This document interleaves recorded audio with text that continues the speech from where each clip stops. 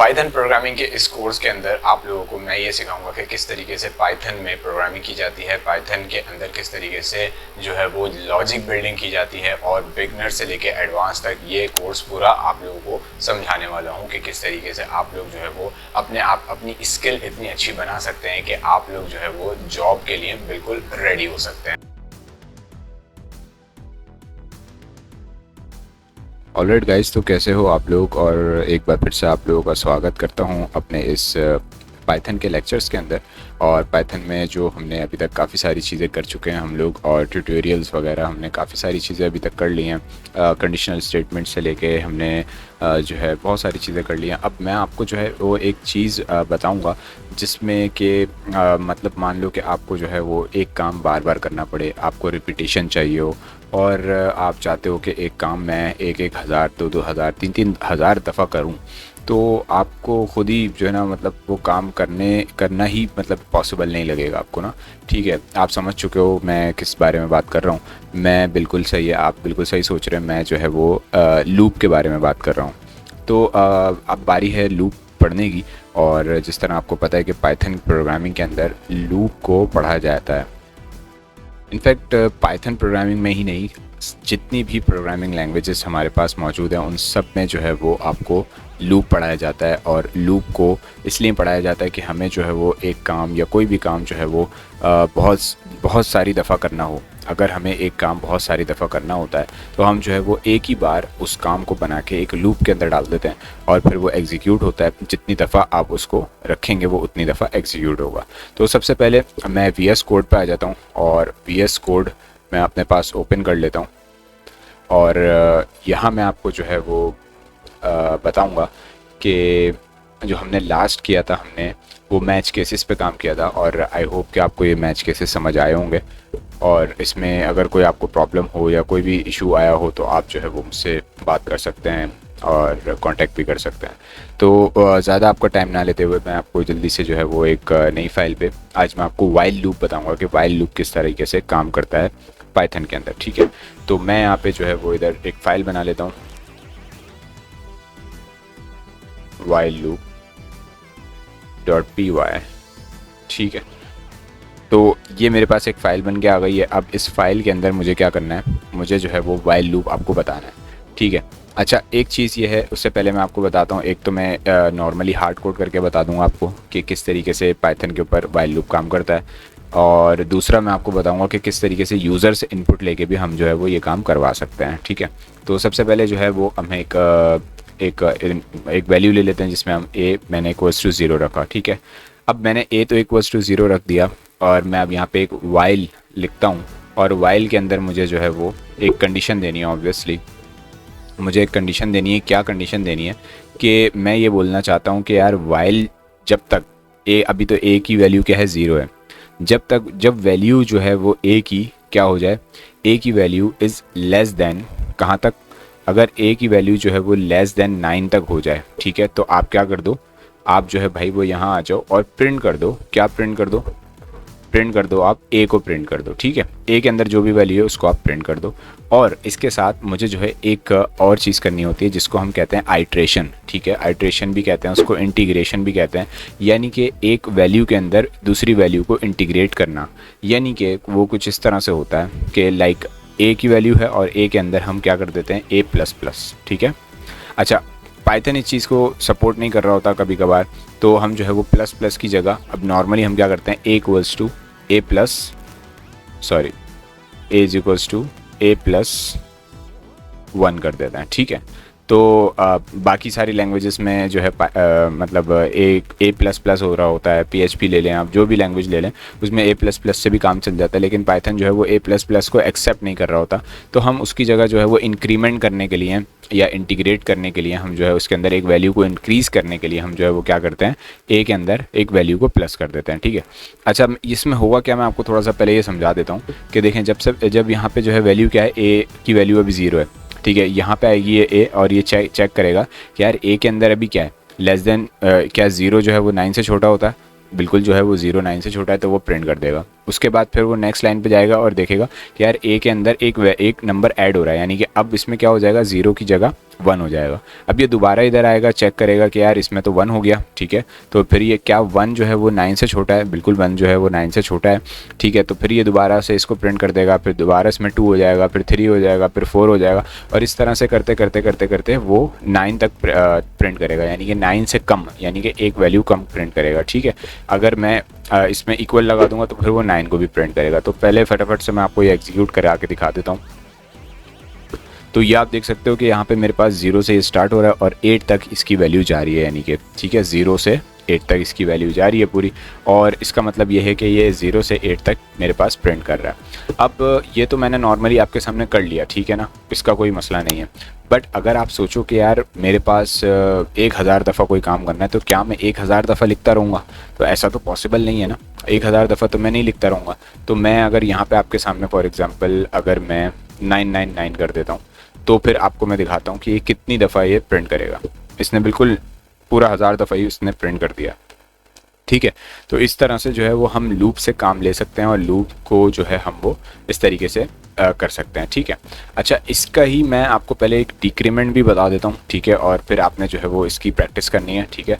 एक तो होता है इंक्रीमेंट, यानी कि वैल्यू जो है वो हमने एक ऐड कर रहे हैं, ऐड मीन्स इंक्रीमेंट हो रहा है, यानी कि इसमें वैल्यू को ऐड किया जा रहा है। उसके बाद फिर एक चीज़ होती है जिसको हम कहते हैं डिक्रीमेंट, ठीक है, यानी कि लूप को उल्टा चलाना।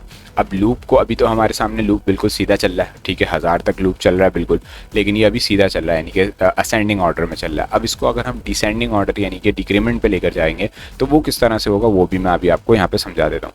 अब फॉर एग्जांपल आप मान लो कि इधर जो है वो मैं यहाँ पे, अच्छा यहाँ पे आपको याद रखना होगा कि इस जगह पे जो वैल्यू है आपको यहाँ पे इसका ज़्यादा वैल्यू देनी पड़ेगी, ठीक है। ज़्यादा वैल्यू से मुराद आपने जैसे फॉर एग्जांपल 50 दे दिया यहाँ पे, तो ये उल्टी गिनती अब ये प्रिंट करेगा, सही है। अब ये उल्टा जो है वो प्रिंट करेगा, और मैं यहाँ पे बोलूँगा कि जब तक जो है वो, अच्छा एक चीज़ और यहाँ पे आपने ग्रेटर देन रखना होगा, ठीक है। ये आपने ख्याल रखना होगा कि एक लेस देन वाला कब होगा, जब हम सीधी गिनती प्रिंट करेंगे, यानी कि 1 2 3 4 5 6, और जब हम उल्टी गिनती प्रिंट करेंगे 50 से स्टार्ट कर लें, 100 से स्टार्ट कर लें, तो फिर जो है उसकी जो उल्टी गिनती प्रिंट होगी उसके लिए हमें यहाँ पे ग्रेटर दैन का साइन डालना पड़ेगा। अब मैं आपको एक चीज़ समझा भी देता हूँ ये क्यों किया मैंने किया कि यार मैंने इनिशियल वैल्यू क्या दी 50। अब मैंने जो 50 वैल्यू दी है वो यहाँ पे आके चेक करेगा क्या 50 जो है वो 0 से बड़ा है। बिल्कुल भाई, 50 जो है वो 0 से बड़ा है, और वैल्यू जब 0 से बड़ा है तो फिर वो जो है क्या करेगा, उसको प्रिंट कर देगा।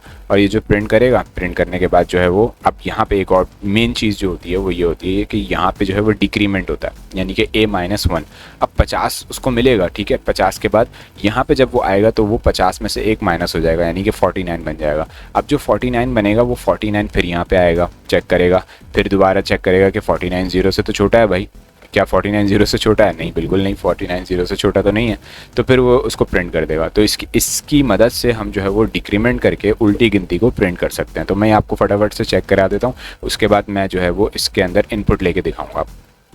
ऑलराइट, तो आप ये देख सकते हो कि यहाँ से ये स्टार्ट हो रहा है 50 से, 50 49 45 और ये 1 तक गया, ठीक है। क्योंकि मैंने 0 दिया था इसलिए वो 1 तक गया, और अगर मैं जो है वो 1 देता तो वो 2 तक जाता, ठीक है। तो इस तरीके से एक कम करके ये होता है, ठीक है। अगर आप चाहते हैं कि ये 0 भी प्रिंट करे तो ग्रेटर एंड इक्वल टू भी आपने यहाँ पे लगाना होगा फिर, ठीक है। और इक्वल टू जब आप लगा लेंगे तो फिर जो है वो ये 0 को भी प्रिंट करेगा। मैं आपको दिखा देता हूँ, ये देखें आप कि ये 0 को भी अब प्रिंट कर रहा है। ऑलराइट गाइस, तो आई थिंक आपको ये चीज़ वाइल लूप वगैरह ये चीज़ समझ आ गई होगी कि किस तरीके से लूप काम करता है, ठीक है।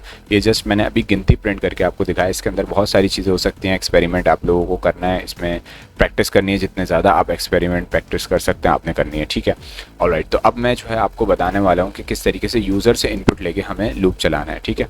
ऑलराइट, तो अब अच्छा एक और चीज़ भी मुझे बतानी है कि वाइल के साथ जो है वो इसके अंदर एल्स भी लगता है, ठीक है। जिस तरह इफ़ एल्स में हमने काम किया था कि इफ़ के साथ एल्स लगता है, तो यहाँ पे पाइथन के अंदर वाइल के साथ एल्स भी लगाते हैं। मतलब एल्स इन्होंने एक सिंटैक्स दिया हुआ है कि भाई आप एल्स भी लगा सकते हैं कि जब आपका लूप ये ब्रेक हो जाए। चलें पहले मैं आपको यही करके दिखा देता हूँ, उसके बाद फिर हम इसके यूज़र इनपुट पे भी जाएंगे। तो अच्छा, अब यहाँ पे देखें कि मैंने जैसे वाइल लूप लगाया। अब वाइल लूप के बाद मुझे जो है यहाँ पे अगर एल्स लगाना है तो मैंने यहाँ पे एल्स लगा दिया। और एल्स लगाने के बाद अब होगा क्या, एल्स के अंदर मुझे जो है वो एल्स के अंदर नीचे आना पड़ेगा और यहाँ पे मैं प्रिंट कर दूंगा कि भाई प्रिंट क्या करना है मुझे, कि जैसे ही मेरा लूप ख़त्म हो जाए, जैसे ही लूप ख़त्म हो जाए मैं यहाँ पे बोलूँगा कि भाई loop ended, loop ended.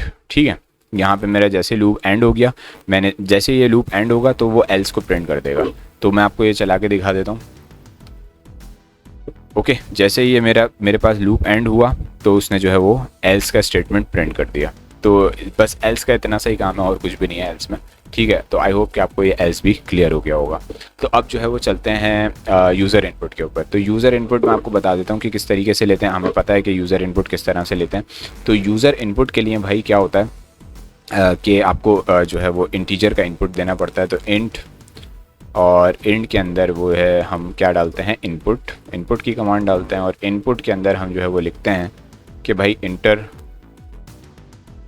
Number. ठीक है, अब यहाँ पे जो बंदा नंबर इंटर करेगा उसके हिसाब से ये लूप का काम करेगा, क्योंकि देखें अभी ये जो लूप है मैंने वो डिक्रीमेंट पे बनाया हुआ। ठीक है, अब जो यहाँ पे बंदा नंबर इंटर करेगा वो ऑब्वियसली जो भी नंबर इंटर करेगा उस नंबर को ये लेगा लूप, और उसके जो है वो डिसेंडिंग ऑर्डर के अंदर अकाउंटिंग जो काउंटिंग होगी वो प्रिंट कर देगा। ठीक है, तो मैं आपको ये चला के दिखाता हूँ और ये आप देखो कि ये मुझसे नंबर मांग रहा है। अब मैंने अगर यहाँ पे दे दिया फॉर एग्जांपल 1000 दे दिया, 100 दे दिया मैंने, तो ये देखें आप इसने 100 तक जो है वो जो मैंने नंबर दिया उसके आगे से इसने जो है वो गिनती प्रिंट करनी शुरू कर दी। तो इस तरीके से जो है वो ये लूप काम करेगा।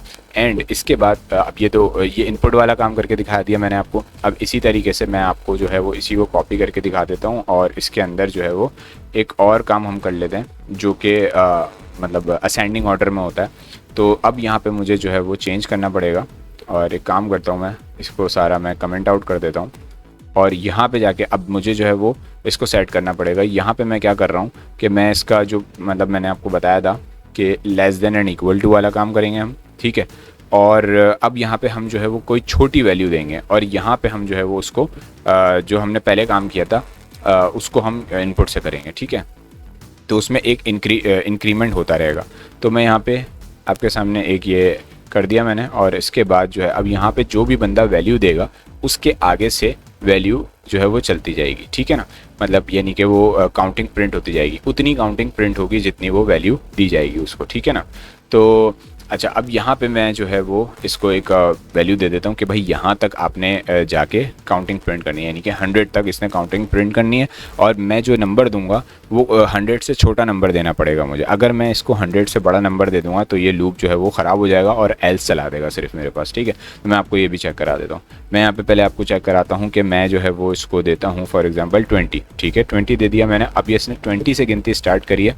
ठीक है, 20 से इसने गिनती स्टार्ट करी और ये ले गया मुझे कहाँ तक, 100 तक ले गया। अब एक काम मैं आपको यहाँ पे दिखाता हूँ करके कि अगर मैं इसको जो इनपुट देता हूँ ना, मैं इनपुट इसको बोलता हूँ कि भाई 100 से ज़्यादा दे देता हूँ, मैं दे देता हूँ 102। ठीक है, मैंने 102 दे दिया।